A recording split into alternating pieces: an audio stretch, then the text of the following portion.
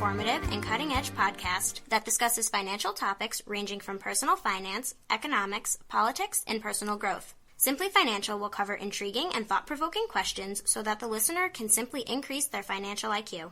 Welcome to the Simply Financial podcast. I'm your host, Christopher Calandra. We're in season number 3. This is episode number 23, and this is a special episode because this is part 5 of our 5-part series titled Battle of the Sexes. If you've been listening, and hopefully you have, the first 2 episodes were my wife and I, Joelle, talking about money in marriage.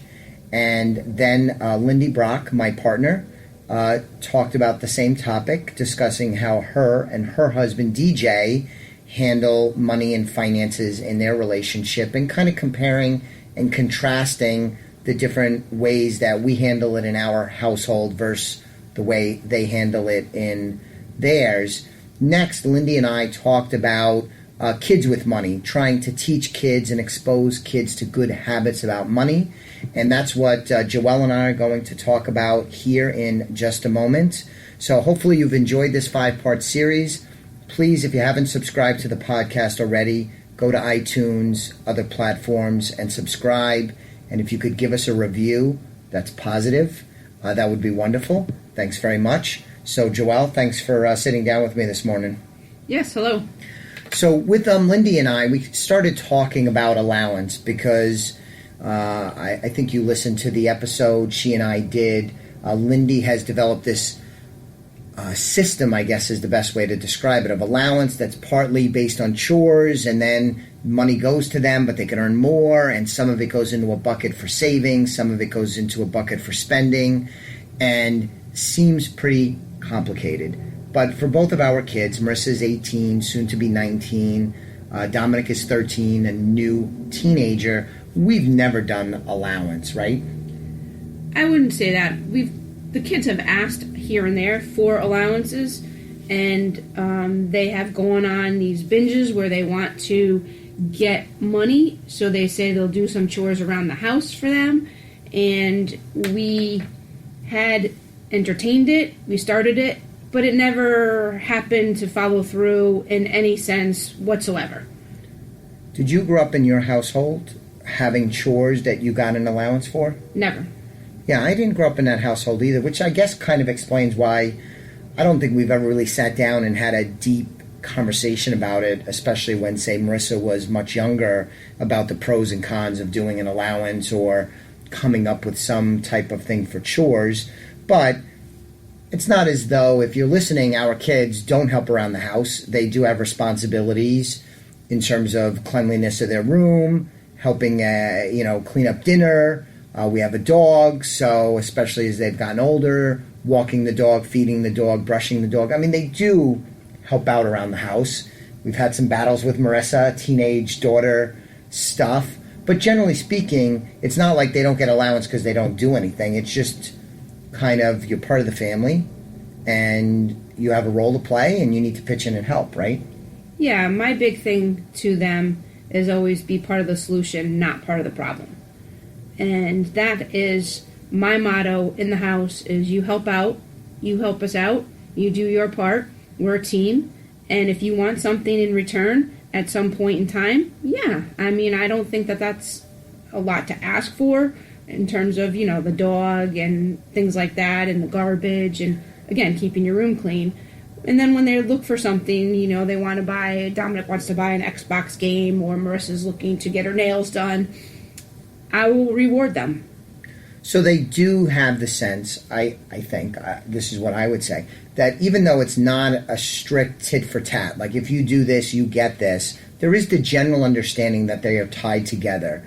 Be a good actor and team member in the house, a family member, and pitch in, and then when something comes up, we're going to be able to help you. Correct.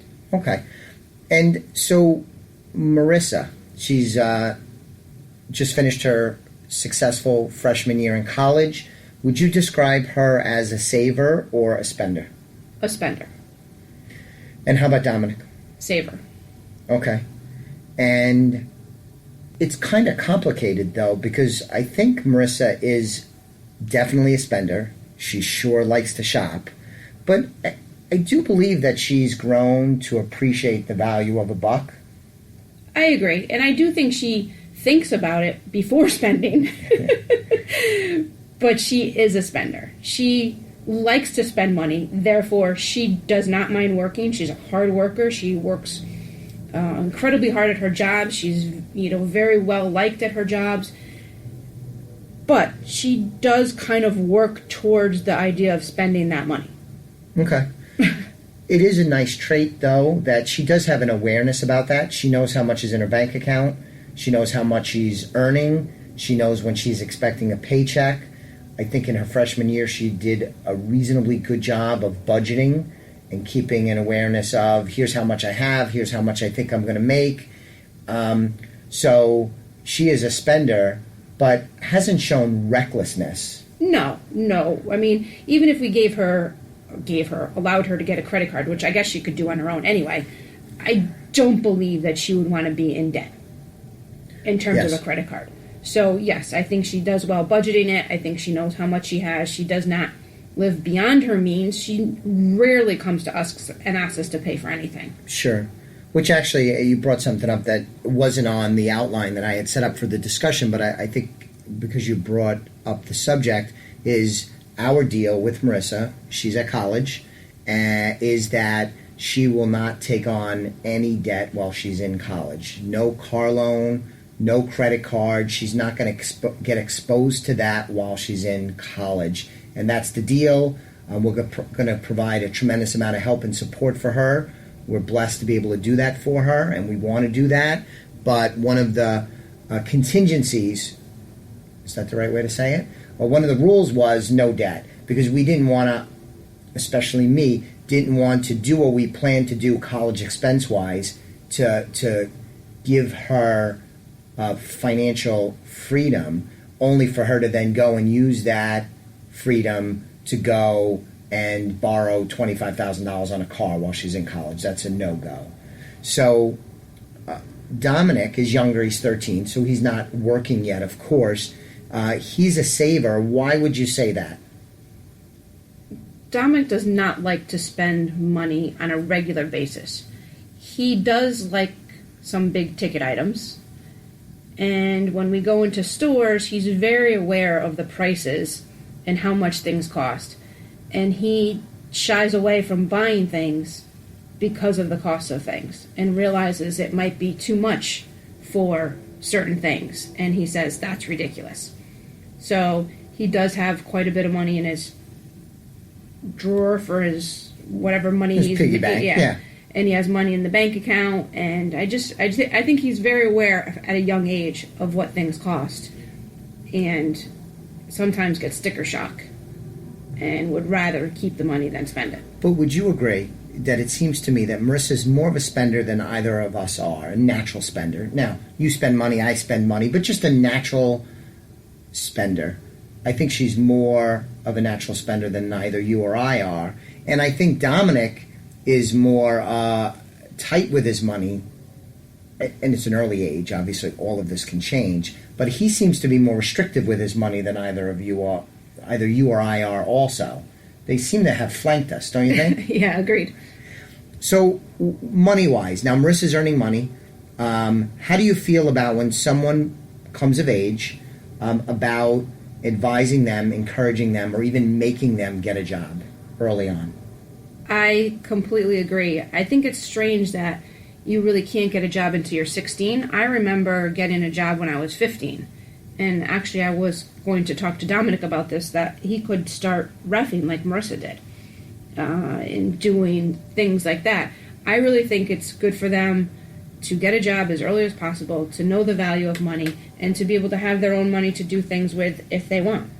It seems to me that teaching kids about money is challenging, and as we just described, kids are as different as any other people are, so you gotta plug into who they are and how they operate and think. Even at young ages, they've already either they're built a certain way or they've already formed impressions. But the best way for somebody to learn about money is to go get a job, earn money yourself, and that will go way longer in figuring out things about money compared to just sitting down and conceptually trying to explain something about money. So I agree. Kids should work. This is my advice, my worldview. Kids should work. They should work at an early age, do something. It doesn't mean they need to be working 40 hours a week or not have any time for fun and sports and extracurricular activities.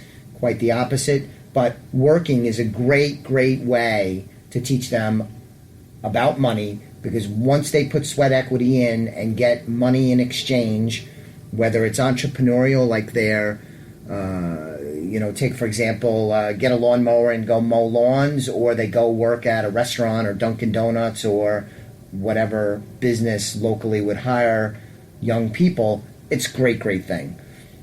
The other thing about Marissa that I have to kind of defend her a little bit too is she's pretty good with using coupons and using the apps that have 20% off and things like that. So when she goes to these stores to buy her clothes, she's very conscious of the fact of using technology to find discounts at these stores. And she actually realized pretty quickly about gas that if you pay cash, it's less than if you use your card. Oh, I didn't know that. Okay. So, she does spend money, but she is wise about how she's doing it, right. And she's conscious of her money. She's not just needlessly throwing it away. Absolutely. That's similar to what I said. She's not reckless. I mean, she spends money, but she's purposeful, she's thorough, and I don't think it's recklessness. So with Marissa earning money, she's had a couple of jobs. We don't really guide her much on what to spend that money on. No. And we also haven't encouraged her to save money for the long term at this point, right? Correct. Our thinking is she's in college, we want her to work, and she should generate money so she could enjoy some fun things, going out to dinner with friends, going to the beach one day, fill up gas in her car, things like that. We do provide support. We pay car insurance. We pay the property tax on the car. And if the car were to break down, we would pay for repairs. But routine stuff, she's paying for out of pocket. We don't really give her any guidance on that, and we're not having her set money aside into a retirement account or investing at this point. It's her money. She largely gets to choose what she wants to do with it, right? Correct. And that was the same even when she was working part-time in high school. Correct. And what about your views, our views on when they receive money for gifts? Do we allow the child, when they get money from grandma or aunts, uncles, grandpa, what they do with money that comes in the form of a gift? We do not. I had this thing early on that you should probably bank half of it and then keep half of it. It didn't really work out for me. I don't know why, but the kids do have their money and they get it, and they kind of spend it how they see fit. But both of them do have a savings account. Correct. And now Marissa has a checking account with a debit card that she could do what she needs to with. Dominic, of course, at 13 still needs mom and dad's help. But okay. What's your view? Lindy and I talked about this, and I thought it was an interesting debate. And our lives are so crazy, we haven't really talked about this on the home front, just you and I, so we'll just do it on air here. Is how much do you share about household finances with the kids? And I shared with Lindy what you shared with me, that you had a conversation with Marissa about her fitting in at St. Joseph's, the college she's at in Philadelphia, because you want your kids to be accepted and to feel part of a group and not to feel isolated. And it's some part of the conversation revolved around fitting in economically, financially. And how did she respond to that? She was kind of funny because at first she thought about it and she said, yeah, there's people like me and there's people less than me and mostly people like me.